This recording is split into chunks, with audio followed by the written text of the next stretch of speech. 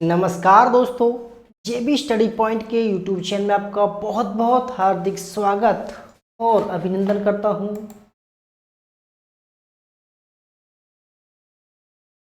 दोस्तों, आज की class UGC net history, all state set history, assistant professor और पीजीटी हिस्ट्री का ये 378वां प्रैक्टिस सेट है। दोस्तों, आज की क्लास नेट हिस्ट्री प्रोफेसर।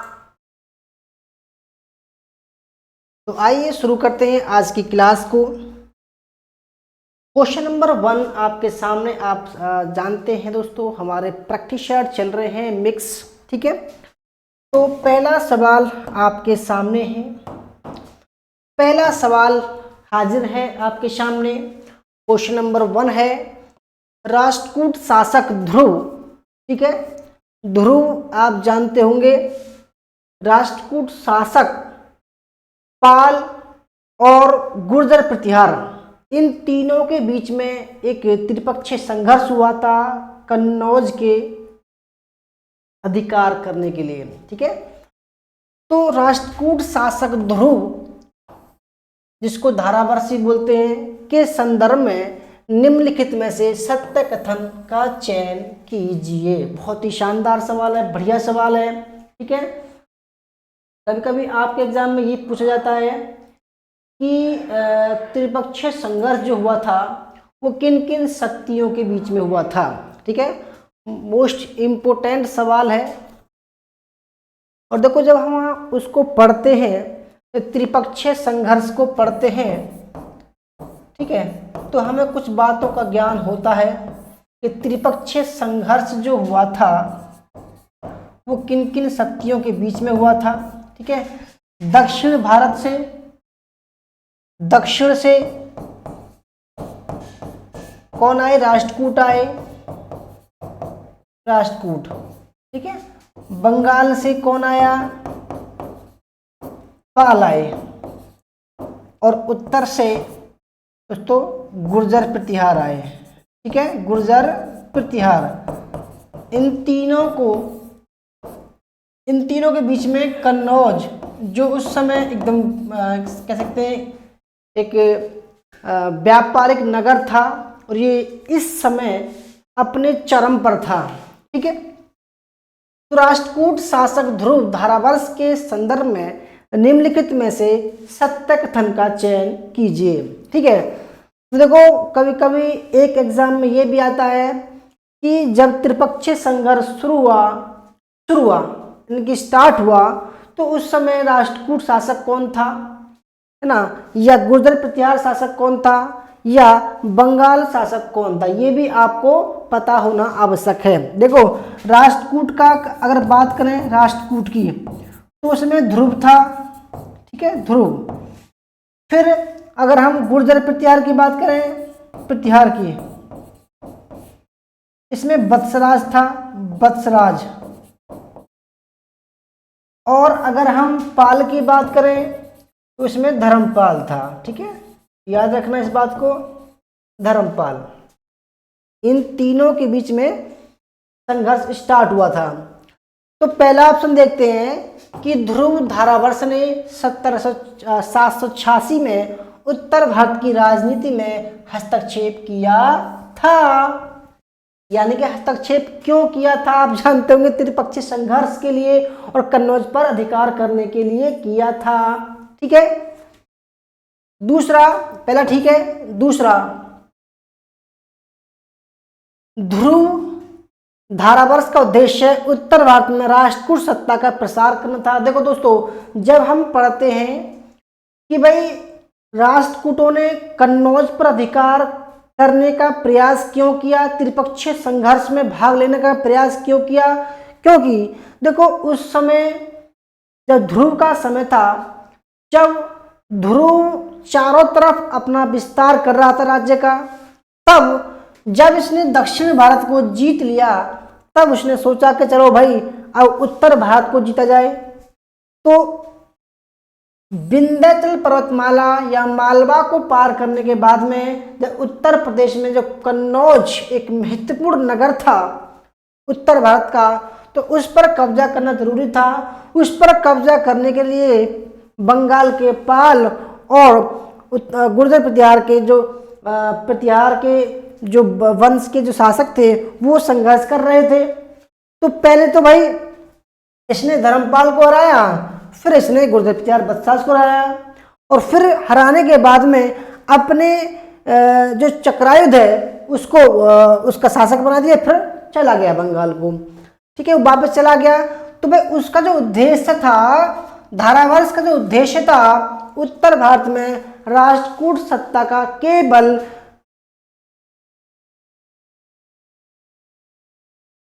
ये सत्ता का प्रसार करना नहीं था। वो उत्तर भारत में, दोस्तों देखो नोट डाउन करना, उत्तर भारत में वह केवल धाक जमाने आया था कि भाई दक्षिण भारत में एक सत्ता भी, शासक भी रहता है, एक वंश भी राज करता है जिसका नाम राष्ट्रकूट है, वो ये दिखाने आया था केवल। यानी कि वो केवल धाक जमाने आया था, अपने आप को दिखाने आया था कि भाई हम देखो सर्वशक्तिमान हैं, आपको हम हरा सकते हैं। तो देखो वो सत्ता का प्रसार करने नहीं आता। अगर सत्ता का प्रसार करने आता तो कन्नौज को अपने अधिकार में कर लेता, परंतु उसने नहीं किया ऐसा। तो दूसरा गलत हो जाएगा। तीसरा, सातवाहन वंश के पतन के बाद, जब सातवाहन वंश का पतन हो गया के बाद ध्रुव धारावर्ष के नेतृत्व में किसी दक्षिण भारतीय शक्ति ने मध्य भारत में अपनी शक्ति का विस्तार किया था। देखो सातवाहन कहाँ था, महाराष्ट्र के आसपास था, और उसी वंश के पतन के बाद में राष्ट्रकूटों का उदय हुआ वहां पर, और ध्रुव धारावर्ष के नेतृत्व में किसी दक्षिणी भारतीय शक्ति ने मध्य भारत में अपनी शक्ति का विस्तार किया था। बिल्कुल ठीक है, यानी कि भाई ध्रुव ने राष्ट्रकूट थे उन्होंने विस्तार किया। ठीक है। चौथा, ध्रुव धारावर्ष ने राष्ट्रकूट राज चिन्ह पर गंगा और यमुना की आकृतियों के प्रतीक के रूप में अंकित करवाया था, क्योंकि ध्रुव धारावर्ष ने गंगा और यमुना के बीच के राजाओं को हराया था। ठीक है, तो चौथा भी ठीक है। तो भैया पहला, तीसरा और चौथा, इस हिसाब से option number A right answer हो जाएगा। ठीक है, देखो गंगा और यमुना का जो बीच का क्षेत्र है उसका बोलते हैं दोआब क्षेत्र है वो। ठीक है, आगे बढ़ते हैं। क्वेश्चन नंबर 2, निम्नलिखित में से सत्य कथन का चयन कीजिए। सत्य कथन का चयन कीजिए। ठीक है, आपको वही 30 सेकंड का समय मिल रहा है। 30 सेकंड का समय, 30 सेकंड का समय मिल रहा है आपको कमेंट करने के लिए। ठीक है, कागज पर लिख लीजिए। ठीक है, कितने ठीक हैं आपके, कितने गलत हैं, सब कुछ नोट करिएगा।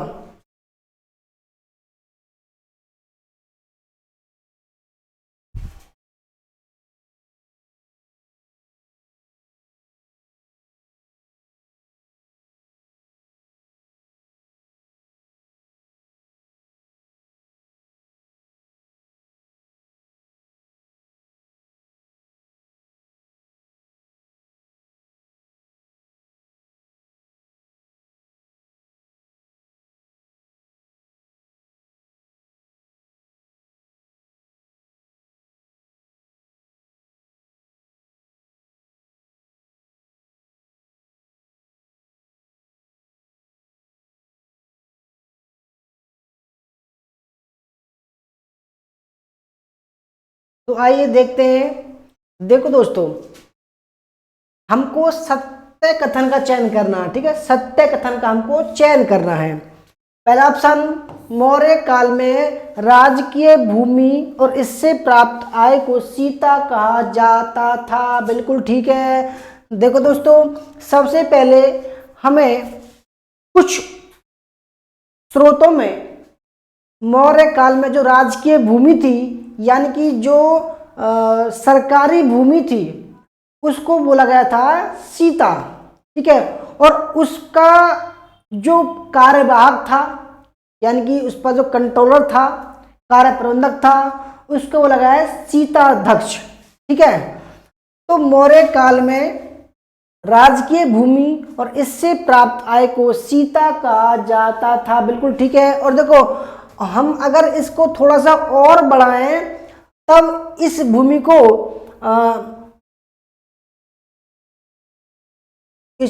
को जो कहा गया, चलो मुझे याद नहीं आ रहा, बताऊंगा। चलो ठीक है, तो मौर्य काल में राजकीय भूमि और इससे प्राप्त आय को सीता कहा जाता है। बिल्कुल ठीक है। ठीक है, दूसरा डियोडोरस और स्ट्रैबो। डियोडोरस और स्ट्रैबो ये विदेशी लेखक थे। ठीक है, के अनुसार किसानों को मिस्थौस नामक कर देना पड़ता था। ठीक है, तो ये भी ठीक है, मिस्थौस। ठीक है, डियोडोरस आप जानते होंगे, डियोडोरस। और स्ट्रैबो, स्ट्रैबो की क्या है, ज्योग्राफी है, जियोग्राफी। ठीक है, तीसरा अशोक के रुमनदेई स्तंभलेख में बलि और भाग नामक करों का उल्लेख किया गया है। देखो दोस्तों, अशोक जब अपने धम्म यात्रा के 20वें वर्ष में जब रुमनदेई गया, उसने देखा कि भाई गौतम बुद्ध का जन्म कहाँ हुआ था, तो पिपरहवा रुमनदेई। उसने एक स्तंभलेख खुदवाया और उसमें उसने बलि और भाग कर को 1/8 कर दिया, बलि को माफ कर दिया। ठीक है, तो उसमें अशोक के रुमनदेई अभिलेख में इस बात का उल्लेख हुआ है कि उसने भाई बलि और भाग को जो है लगभग नाम मात्र का कर दिया था, माफ कर दिया था, समझ लो 1/8 कहा जाता है उसमें। चौथा, अर्थशास्त्र में सिंचाई के विषय को सेतु नाम से संबोधित किया जाता है। बिल्कुल ठीक है, यानी कि दोस्तों देखो, पहले नहर वगैरह थी नहीं, परंतु सेतु जो था वो सिंचाई के विषय को सेतु नाम से जाना गया था। ठीक है, तो भाई ये भी ठीक है। तो इस हिसाब से ऑप्शन नंबर दूसरे का सी राइट आंसर है। ठीक है, सी यानी कि चारों ऑप्शन ठीक है।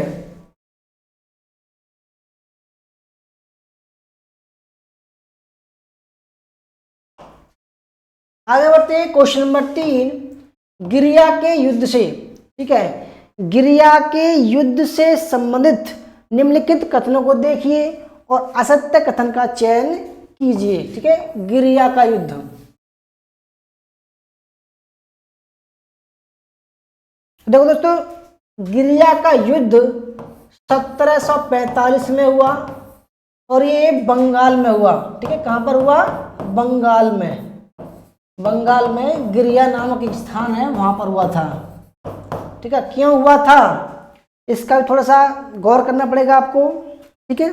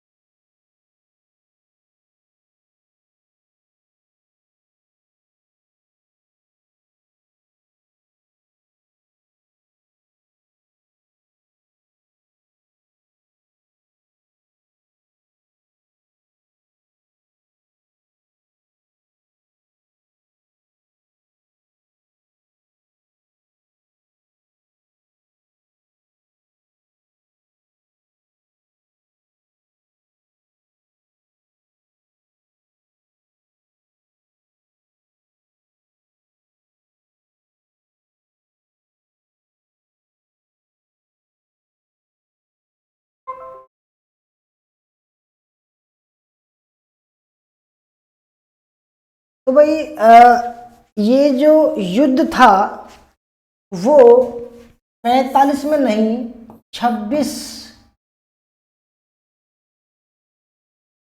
1940 में हुआ, ठीक है, 1940 में। इसमें सरफराज खां को अलवर्दी खां ने पराजित करके बंगाल का नवाब बना था। तो पहला ऑप्शन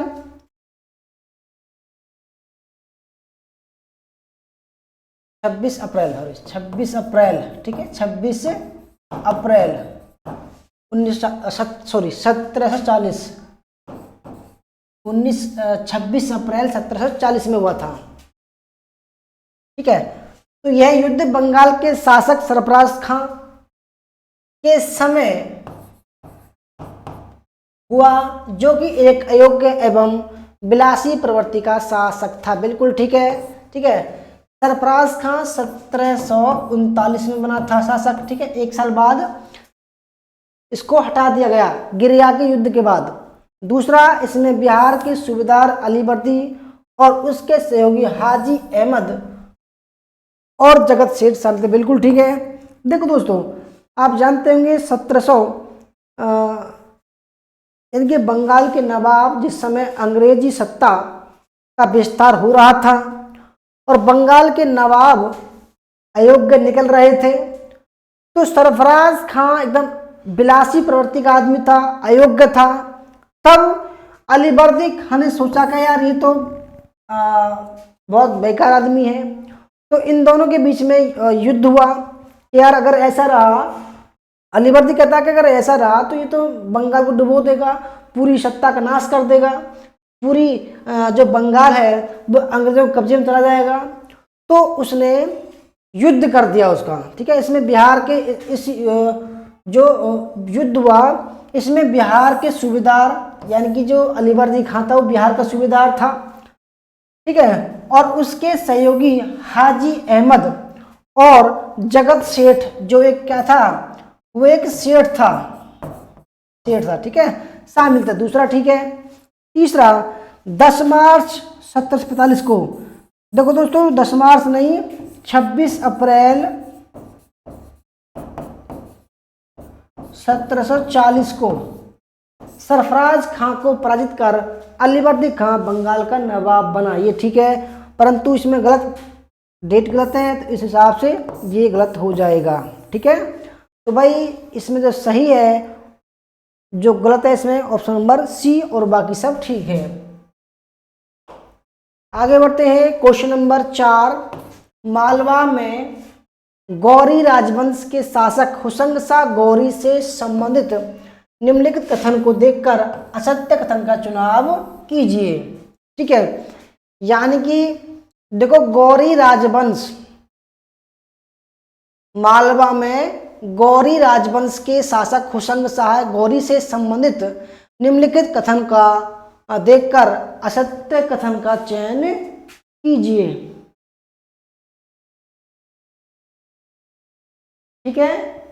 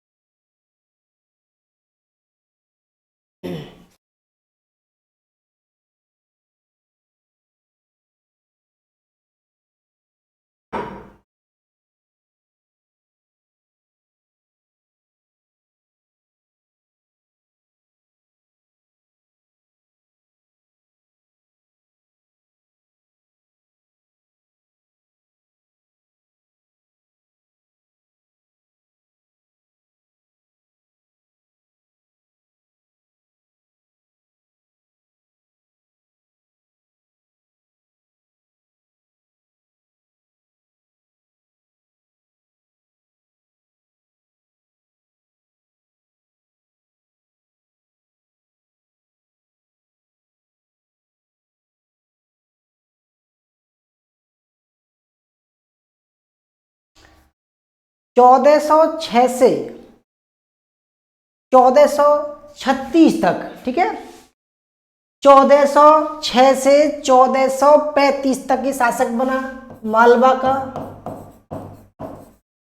1406 से 35 तक, ठीक है, ईस्वी तक ये मालवा का शासक बना हुसंग शाह गौरी, ठीक है। अब इसके बारे में जो असत्य है वो देख लेते हैं एक बार। देखो, इसका वास्तविक नाम अल्फ खां गौरी था, बिल्कुल ठीक है। यानी कि इसका जो वास्तविक नाम था वो अल्फ खां गौरी था। दिलावर खां के शासनकाल में, जब दिलावर खान का शासनकाल था तो इसने मांडू के दुर्ग का निर्माण करवाया था, बिल्कुल ठीक है। दूसरा, इसने गौरी राजवंश की राजधानी को धार या धारा से परिवर्तित कर मांडवगढ़ या सादियाबाद स्थापित की, बिल्कुल ठीक है। तीसरा, इसके द्वारा वर्ष 1436 में नर्मदा नदी के तट पर, ठीक है, अपने नाम से होशंगाबाद शहर की स्थापना की थी।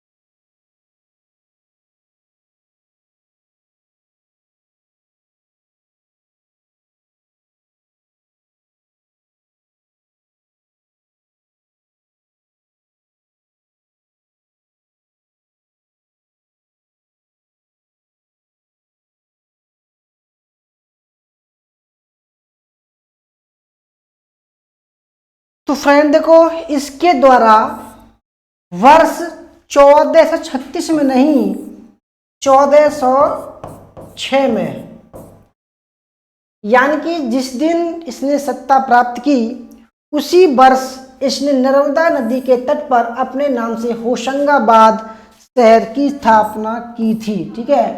तो जो असत्य है वो ऑप्शन नंबर सी। चौथा, इसका उत्तराधिकारी गजनी खान गौरी था, बिल्कुल ठीक है। तो भाई जो गलत है वो ऑप्शन नंबर सी और बाकी सब ठीक है। क्वेश्चन नंबर 5, निम्नलिखित में से उस कथन को चुने जो चंद्रगुप्त द्वितीय की मुद्राओं के संबंध में असत्य है, ठीक है। चंद्रगुप्त द्वितीय मतलब 375 से लेकर 414 ईस्वी, ठीक है। इसी के काल में फायान आया था, इसी के दरबार में नवरत्न विद्वान रहते थे, ठीक है। कालिदास इसके समय था और इसी के काल में अमर सिंह भी था, ठीक है। तो इसने इसकी जो मुद्राएं थी उसके बारे में असत्य कथन का चयन करना है।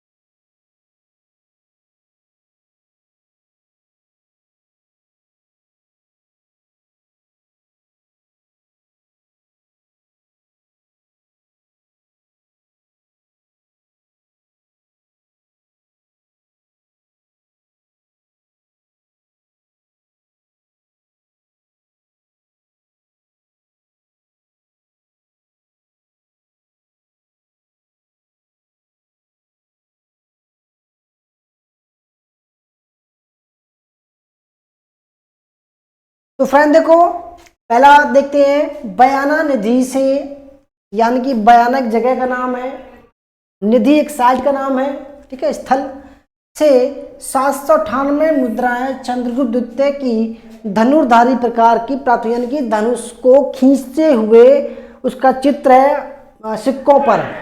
तो बिल्कुल ठीक है, ये ऑप्शन ठीक है, यानी कि 798 मुद्राएं धनुर्धारी प्रकार की पाई गई है चंद्रगुप्त द्वितीय की। पहला ठीक है। दूसरा, चंद्रगुप्त द्वितीय की सिंह निहंता, यानी कि सिंह माने शेर, निहंता मतलब मारना, यानी कि शेर को मारते हुए दिखाया गया है, ठीक है, शेर को मारते हुए दिखाया गया है इस सिक्कों पर। तो सिंह निहंता शेर को मारते हुए मुद्राएं उसकी गुजरात के सिक्कों पर विजय का सूचक है, बिल्कुल ठीक है, ठीक है। तो तीसरा, चंद्रगुप्त द्वितीय की अश्वरोही, यानी कि घोड़े पर सवार एक चंद्रगुप्त द्वितीय घोड़े पर सवार है, उसका चित्र सिक्कों पर है। अश्वरोही प्रकार बोला गया है उनको कि मुद्राओं पर श्री विक्रम नहीं दोस्तों, उन पर लिखा गया है अजीत विक्रम। क्या लिखा गया है? अजीत विक्रम, ठीक है, अजीत विक्रम लिखा गया है, ठीक है, ना कि श्री विक्रम लिखा गया है। तो अजीब इस हिसाब से तीसरा गलत हो जाएगा। चौथा, उसकी प्रत्येक प्रकार की मुद्राओं से अल्तेकर ने संभावना जताई कि वह नाटक रचना में निष्णात था, बिल्कुल ठीक है। तो भाई जो गलत है वो ऑप्शन नंबर सी गलत है। क्वेश्चन नंबर 6, बंगाल में चित्तरंजन दास CR दास के निधन के पश्चात कांग्रेसी नेतृत्व दो खेमों में बट गया। इन दोनों खेमों के नेता कौन कौन थे? देखो, CR दास की जो मृत्यु हुई वो लगभग 1923 के आसपास हुई, ठीक है। जब उनकी मृत्यु हुई तो कांग्रेसी नेतृत्व दो धड़ों में बट गया, एक धड़ा और दूसरा धड़ा, ठीक है। तो किस किस के नेतृत्व में चला गया?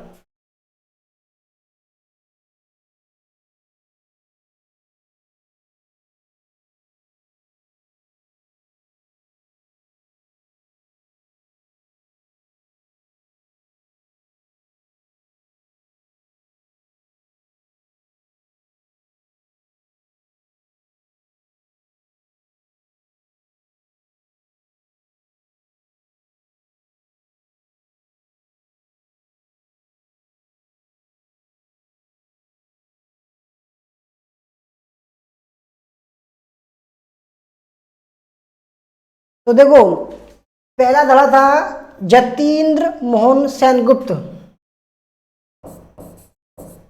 जतीन्द्र मोहन सेनगुप्त,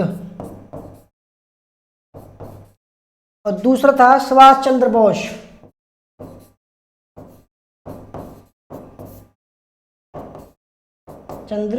बोस, याद रखना, CR दास की मृत्यु के बाद में कांग्रेसी नेतृत्व दो खेमों में बट गया।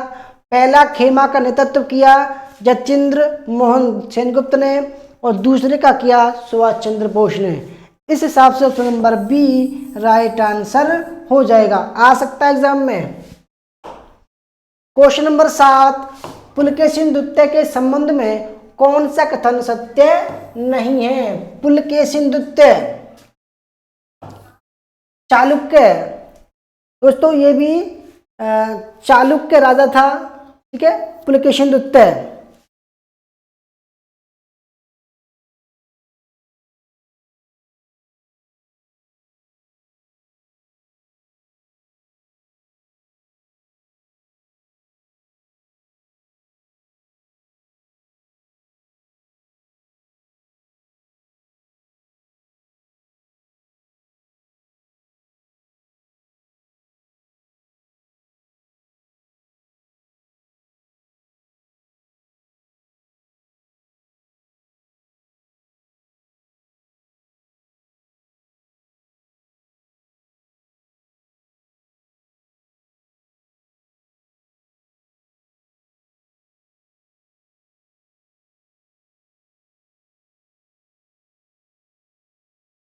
और अगर हम इसके समय की बात करें, समय की, तो 610 से लेकर 649 ईस्वी था। और इसी के समय जब हर्षवर्धन ने दक्षिण भारत में प्रसार करना चाहा और पुलकेशिन द्वितीय ने उत्तर भारत में प्रसार करना चाहा, तो नर्मदा नदी के तट पर, कहां पर, नर्मदा नदी के तट पर इन दोनों में युद्ध हुआ। ठीक है, आप जानते होंगे इसमें क्या हुआ, हर्षवर्धन की हार हुई। तो पहला सुन देखते हैं, उसने यानी कि पुलकेशिन द्वितीय उसने कीर्ति वर्मन के भाई मंगलेश और उसकी भतीजी के साथ संघर्ष किया। बिल्कुल ठीक है। ठीक है, दूसरा, मैसूर के गंग शासकों को पुलकेशिन द्वितीय ने पराजित किया। बिल्कुल ठीक है। ठीक है, यानी कि जो मैसूर में जो गंग शासक थे, ठीक है, तो उनको हराया था। तीसरा, उसने ताप्ती नदी के तट पर हर्षवर्धन के विरुद्ध युद्ध किया था। भाई आप जानते होंगे ताप्ती नहीं थी, वो क्या थी, नर्मदा थी। क्या थी, नर्मदा नदी। चौथा, उसने पूर्वी दक्कन, दक्षिण कौशल और कलिंग के विरुद्ध अभियान किया था। बिल्कुल, बहुत फेमस था ये। ठीक है, बहुत फेमस था पुलकेशिन द्वितीय। इसको मुम्मनाडी, इसको दोस्तों क्या बोला गया है, इमाडी पुलकेशिन। इसको बोला गया है इमाडी पुलकेशिन, इमाडी पुलकेशिन। ठीक है, याद रखना, इमाडी पुलकेशिन। आगे बढ़ते हैं, क्वेश्चन नंबर 8, अलबरूनी के संबंध में निम्नलिखित में कौन सा कथन सही नहीं है। पुलकेशिन,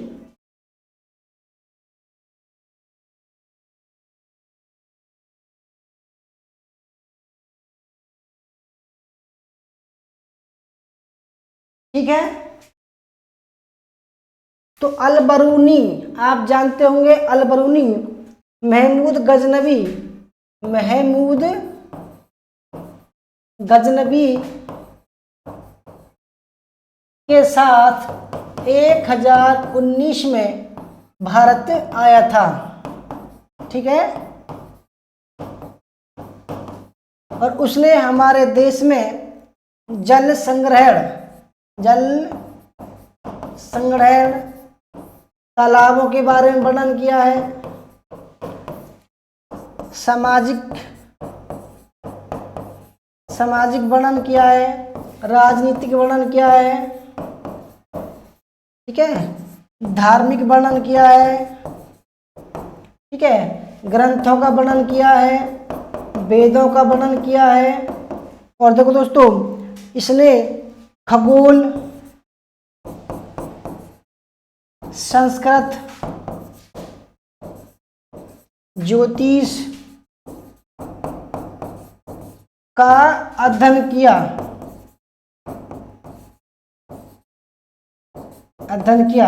पुराणों को पढ़ने वाला, पुराणों को इसने पढ़ा। कहाँ पर पढ़ा, बनारस में पढ़ा, बनारस या काशी।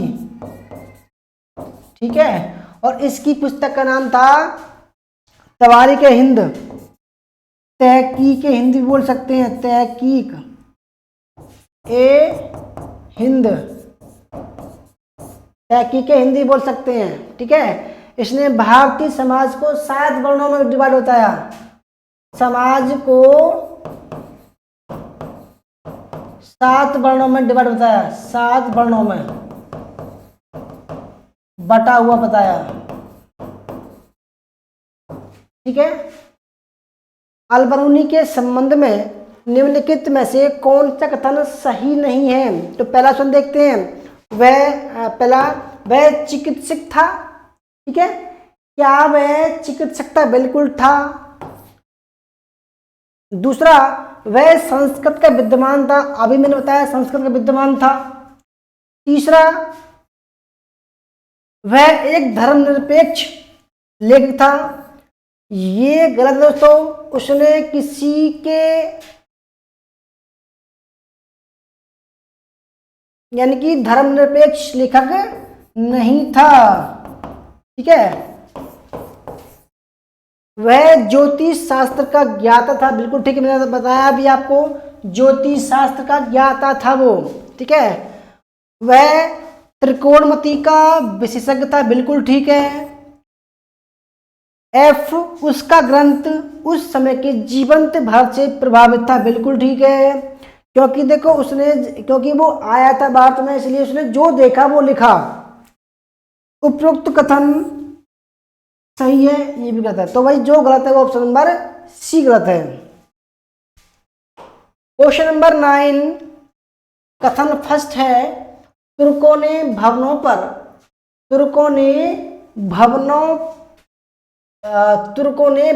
पर हिंदू शैली के अनुसार मानवीय एवं पशु आकृतियों को अंकित करने की परंपरा का अनुसरण नहीं किया।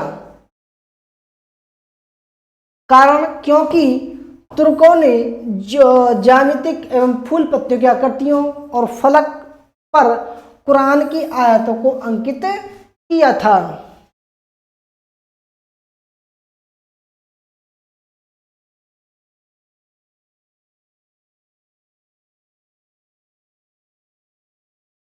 ये सवाल आ चुका है, बहुत ही अच्छा सवाल है, बहुत ही बढ़िया सवाल है ये। ठीक है, सवाल बहुत ही अच्छा है, बढ़िया सवाल है।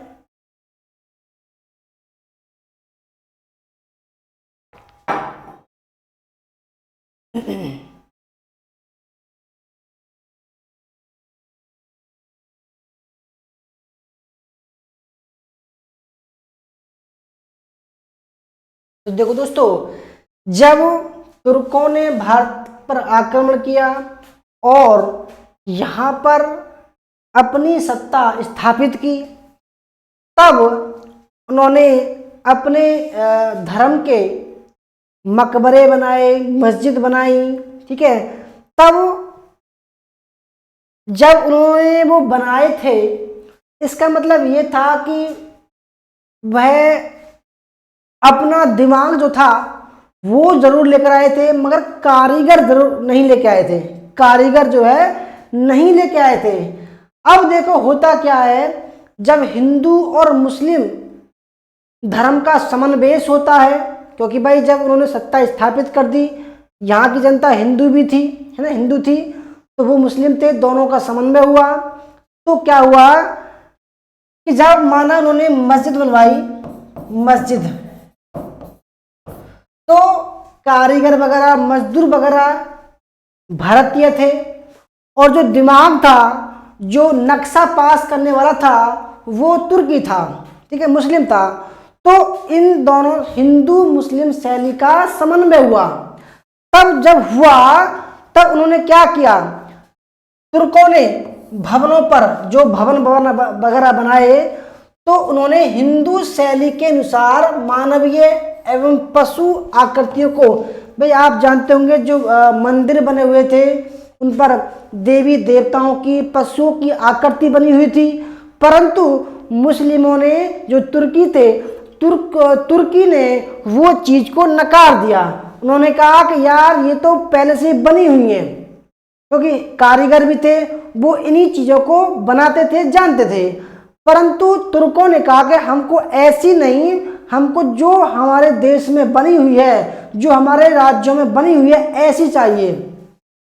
तो उन्होंने हिंदू शैली के अनुसार मानवीय एवं पशु आकृतियों को अंकित करने की परंपरा का अनुसरण नहीं करके क्या किया, उन्होंने ज्यामितीय एवं फूल पत्तियों, देखो उसने ज्यामितीय एवं फूल पत्तियों की आकृतियों और फलक पैनलों पर कुरान की आयतों को अंकित करवाया था।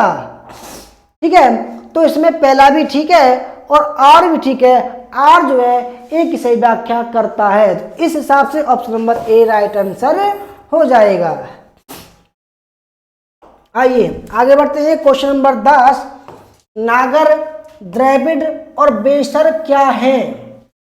देखो बिल्कुल सिंपल सवाल है, परंतु ये जानना आपको बहुत जरूरी है। देखो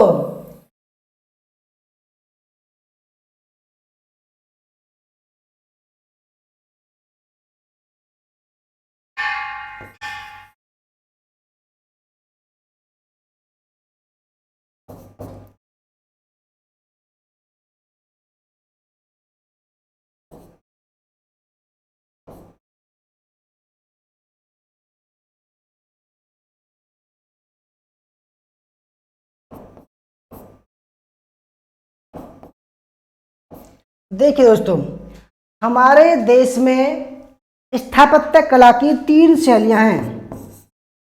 स्थापत्य कला की 3 शैलियां हैं, ठीक है। 3 क्या हैं? शैली हैं। कौन कौन सी?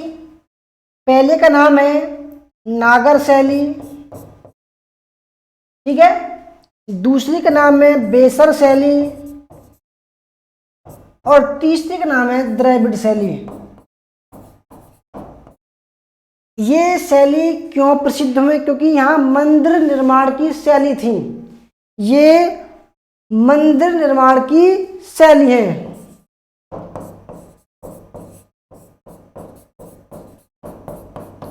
देखो, उत्तर भारत में यहां से लेकर गुजरात से लेकर यहां से लेकर यहां तक लेकर दोस्तों और बंगाल तक, ठीक है, ये आती है आपको नागर शैली में। नोट डाउन करना, ठीक है। नागर शैली, यहां बंगाल भी आ गया, उत्तर पूर्व भारत भी आ गया और विंध्याचल पर्वतमाला तक, विंध्याचल पर्वतमाला तक ये पूरी नागर शैली के मंदिर हैं यहाँ पर।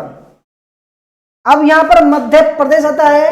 मध्य प्रदेश में जो विंध्याचल पर्वतमाला है वहां से लेकर और दक्षिण में कृष्णा नदी तक यहां पर है बेसर शैली। बेसर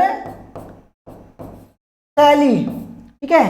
यानी कि बेसर शैली में क्या है? नागर शैली का और द्रविड़ शैली का मिश्रण है। और कृष्णा नदी से नीचे की तरफ जाओगे वहां पर आपको द्रविड़ शैली नजर आएगी।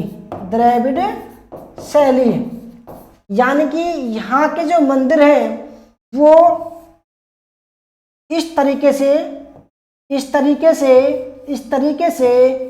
छोटे हुए हैं, यानी कि विमान है, ये छोटे होते गए हैं। और ये जो बेसर शैली है इसमें इस तरीके का भी है और जो उत्तर भारत में है नागर शैली उस तरीके का भी मिश्रण है, ठीक है। तो 3 तरीके के मंदिर निर्माण शैली हमारे देश में प्रचलित है, नागर, द्रविड़ और बेसर। अब ये क्या हुई भाई दोस्तों? ये भारतीय मंदिर वास्तु की 3 मुख्य शैलियां हैं, ठीक है। Option number C. अब इसी के अनुसार आप बता देना कि भाई अगर कोई पूछे कि त्रिवेंद्रपुरम में या तंजौर में या पुरी में कौन से मंदिर की शैली है, तो द्रविड़ शैली है। अगर उड़ीसा में पूछे कौन सी है तो बेसर है। और उत्तर भारत में कहीं भी पूछे तो कह देना ये नागर शैली है, ठीक है। चाहे वो गुजरात में हो, चाहे वो राजस्थान में हो, हरियाणा में हो, उत्तर प्रदेश में हो, बंगाल में हो, ठीक है। 11वां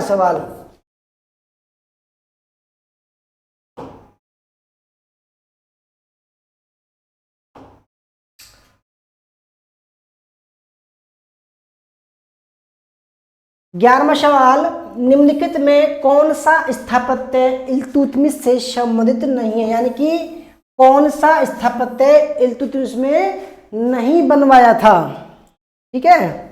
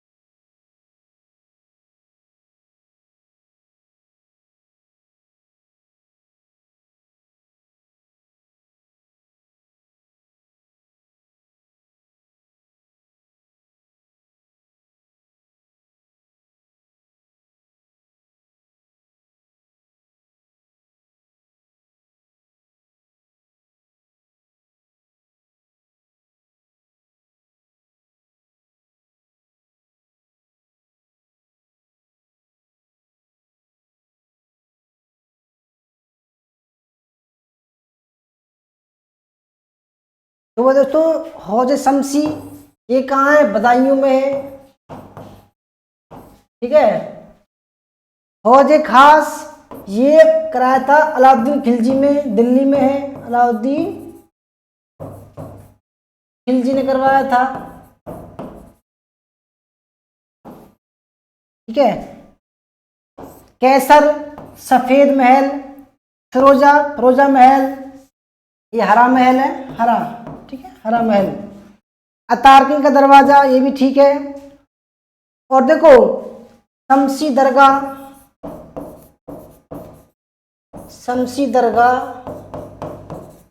नसीरिया,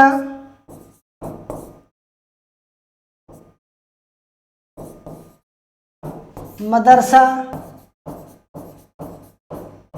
ठीक है, जामा मस्जिद दिल्ली में, वो वाली नहीं जो आप सोच रहे हो। ठीक है।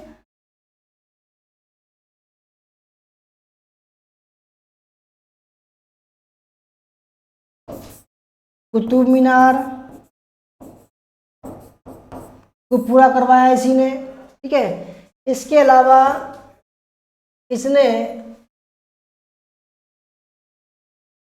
इतना ही काफी है। ठीक है। परंतु इसका जो बी है वो गलत हो जाएगा, क्योंकि बी जो है अलाउद्दीन खिलजी ने दिल्ली में बनवाया था। क्वेश्चन नंबर 12 है, निम्नलिखित में से किस विद्वान ने सिंधु घाटी सभ्यता के पतन का कारण मलेरिया बताया है। देखो सिंधु सभ्यता का उत्थान भी हुआ और पतन भी हुआ। ठीक है। पतन भी हुआ और उत्थान भी हुआ।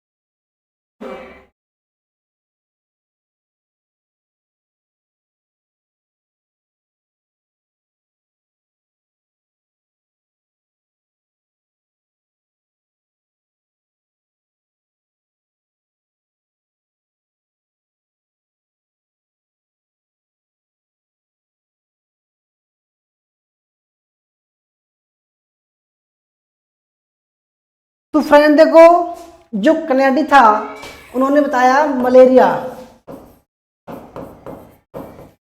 ठीक है, मलेरिया।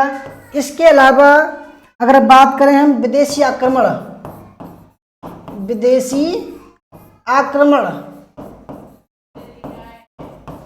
तो इसने बताया गार्डन चाइल्ड, और इसके साथ में मार्टिमर व्हीलर। ठीक है। अब इसके अलावा भूकंप किसने बताया? ठीक है, भूकंप बताया जॉन मार्शल ने बताया। इसके अलावा बाढ़ किसने बताया दोस्तों? अर्नेस्ट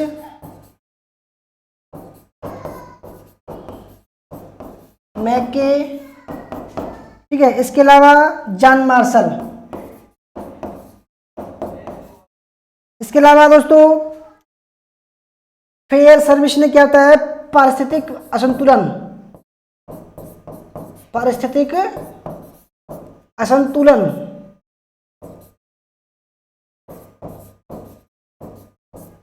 फेयर सर्विस ने बताया, फेयर सर्विस। इसके अलावा दोस्तों भारी जलप्लावन भारी जल प्लावन, ठीक है, ये बताया एम आर साहनी ने, एम आर साहनी ने, ठीक है। आग, आग लगाकर मार डाला, तो बताया राइक्स ने, राइक्स, डेल्स और डी कोसाम्बी, डी कोसाम्बी, ठीक है। तो ये कुछ वो है जो उन्होंने बताया, ठीक है। तो जो मलेरिया बताया वो बताया कैनेडी ने, ऑप्शन नंबर ए। आगे बढ़ते हैं, क्वेश्चन नंबर 13 है, ऋग्वैदिक काल के समय खान पान के संबंध में निम्नलिखित में से कौन सा कथन सही नहीं है। यानी कि ऋग्वेद का काल 1500 ईसा पूर्व से 1000 ईसा पूर्व था, ठीक है। उस काल के दौरान ऋग्वैदिक काल के लोग क्या खाते थे, क्या पीते थे, ठीक है, उसका उल्लेख करना है।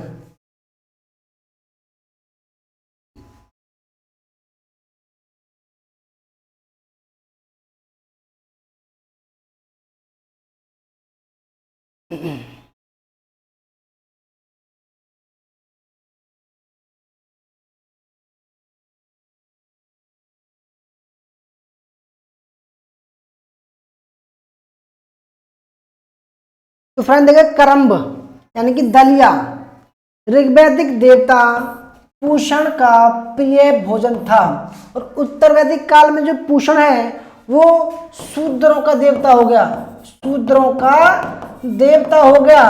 और इसके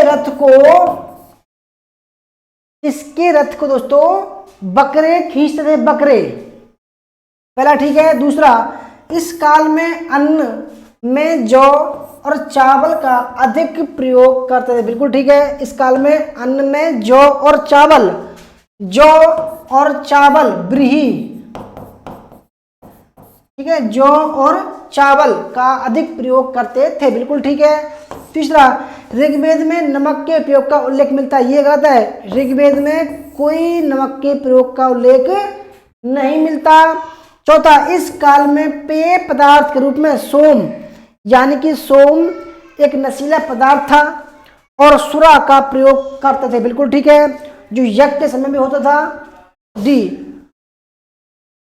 इस काल में अतिथि आने पर पुष्ट बछड़े का मांस पकाया जाता था, यानी कि कोई भी मेहमान आ गया, उसके आने पर एक गाय का बछड़ा काटते थे, उसको पकाते थे, ठीक है। राम शरण शर्मा भी ये बताते हैं कि वो जो ऋग्वैदिक काल के लोग हैं वो गाय का मांस खाते थे, ठीक है, ऑप्शन नंबर ई। अच्छा, अब इसमें जो सही नहीं है वो ऑप्शन नंबर सी, यानी कि नमक के प्रयोग का उल्लेख नहीं मिलता है। क्वेश्चन नंबर 14 है, ऋग्वैदिक काल में महायज्ञ होते थे, महायज्ञों के बारे में निम्नलिखित में से कौन सा कथन सही नहीं है।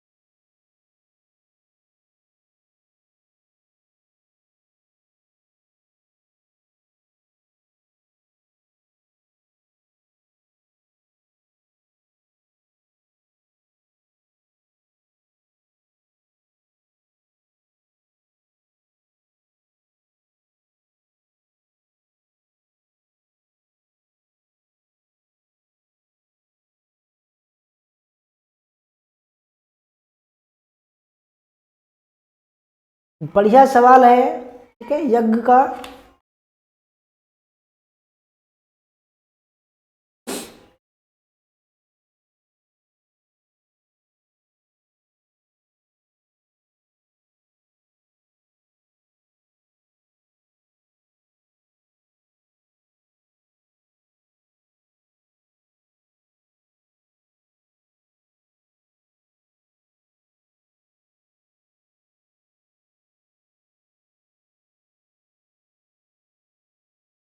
तो फ्रेंड देखो, महायज्ञ 5 तरीके के महायज्ञ थे, ठीक है, 5 तरीके के महायज्ञ थे। पहला, ठीक है। दूसरा, ब्रह्मा यज्ञ को ऋषि यज्ञ भी कहते थे, बिल्कुल ठीक है, ठीक है।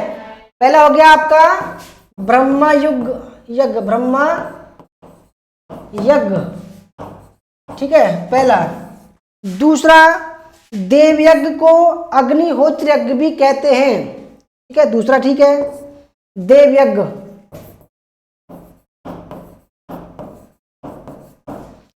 तीसरा, पितृयज्ञ, यानी कि अपने जो माता पिता हैं, जो बुजुर्ग हैं, जो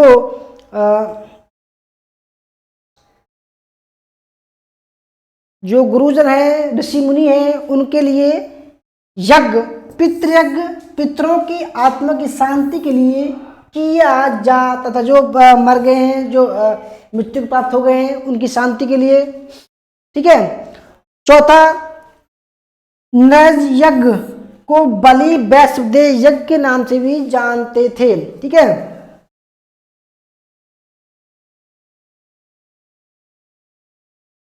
देखो, जो नरैज यज्ञ है वो उसको बोला गया है अतिथि यज्ञ, ठीक है, इसको। और जो बलि वैश्वदेव यज्ञ है, ठीक है, उसको बोला गया है भृत यज्ञ, भृत यज्ञ। ये 5 यज्ञ थे। तो भाई जो गलत है वो ऑप्शन नंबर ई गलत हो जाएगा, ठीक है, और बाकी सब ठीक है। आगे बढ़ते हैं, क्वेश्चन नंबर 15 है, ऋग्वैदिक काल के देवताओं के संबंधित निम्नलिखित में से कौन सा कथन सही नहीं है? ऋग्वेद काल के देवता,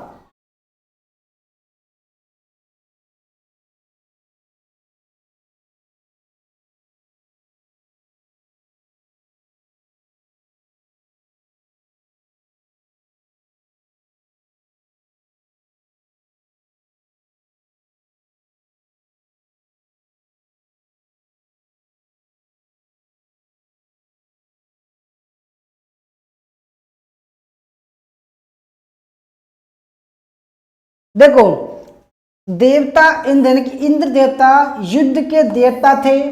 इंद्र को पुरंदर भी कहते हैं, ठीक है, दुर्गों को नष्ट करने वाला भी कहते हैं, युद्ध में सेनापति भी कहते हैं, ठीक है, क्योंकि इन्होंने कहा कि जो इंद्र था, ऋग्वैदिक काल के लोग कहते हैं कि आर्य लोगों ने जब विस्तार किया तब इंद्र देवता ने सेनापति का रूप धारण करके लोगों के महलों को तोड़ा, दुर्गों को नष्ट किया, ठीक है, पहला, ठीक है। दूसरा, पर्जन्य वर्षा के देवता थे, बिल्कुल ठीक है, पर्जन्य जो है वर्षा के देवता थे, यानी कि इनको ही इंद्र बोला गया है। तीसरा, सोम वनस्पति का देवता था, सोम जो है वनस्पति का देवता था। डी, सरस्वती विद्या और अरण्यानी वन की देवी थी, बिल्कुल ठीक है। विष्णु देवों के पुरोहित थे, ये गलत है दोस्तों, क्योंकि देखो देवों के जो पुरोहित थे या देवता थे उनका नाम था बृहस्पति, ठीक है। और इनके बाद में इंद्र के बाद इंद्र प्रथम देवता और वरुण दूसरे नंबर के देवता थे, ठीक है, दूसरे नंबर के देवता थे। वरुण को ऋतु का स्वामी कहते हैं। बिल्कुल ठीक है, जो ऋतु होती हैं सर्दी गर्मी वो वरुण। तो जो गलत है वो ऑप्शन नंबर ई। तो भाई ये थी हमारी आज की क्लास। आपको कैसी लगी? अच्छी लगी तो लाइक करना, शेयर करना, कमेंट करना, ठीक है। और हमारे चैनल पर नए हैं तो सब्सक्राइब जरूर करना, ठीक है। मिलते हैं कल 9:30 बजे। तब तक के लिए टाटा बाय बाय। जय हिंद, जय भारत, वंदे मातरम।